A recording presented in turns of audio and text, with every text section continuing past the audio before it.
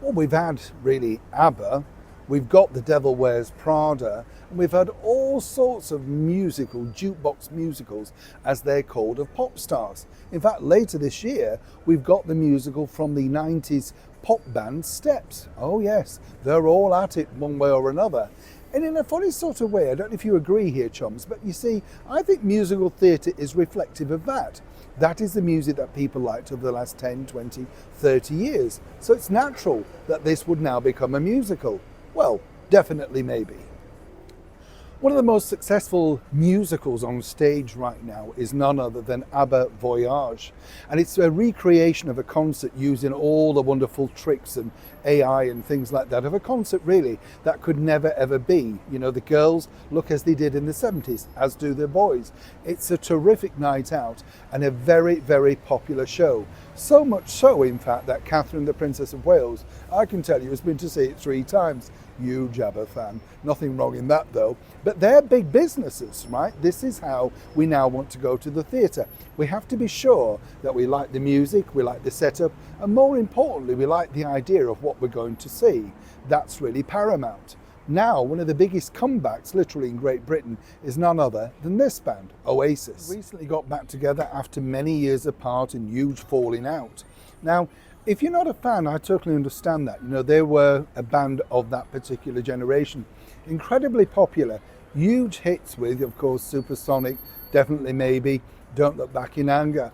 I met both the guys over the years, all thanks to working in the entertainment industry.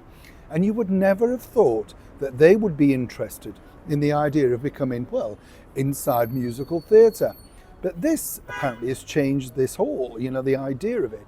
Let me explain. You see, as the band have sold out literally around the world, and thousands of people went to their opening concert in Cardiff the other night, well, basically now, lots of huge producers are going to Noel and Liam and saying, this has potential to become a mega smash around the world.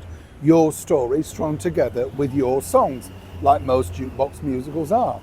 A very clever idea, no 2 ways about it. Now here's where this gets really interesting, because of course what they do with people like that, and we've seen it with famous, you know, musicians over the years, you know, the likes of Neil Sedaka, he had his own musical. And then of course we've seen other ones that didn't necessarily take off that should. The Spice Girls musical, I remember going to the opening night of that, and the reason it didn't work, it wasn't their story. You know, they just put songs to a totally different story. People want to know the story. It's as simple as that.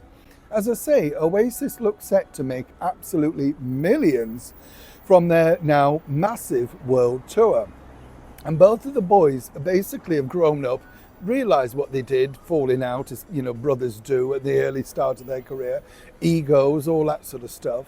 And so now, according to that source, they're very open-minded as to what they could do in the future, whether that be a brand new documentary working on this together, of which there were definitely something because it's such a phenomenal success, or indeed turning this idea into a money-spinning, mega-loving West End and perhaps even Broadway musical. The thing is, would you want to go and see it?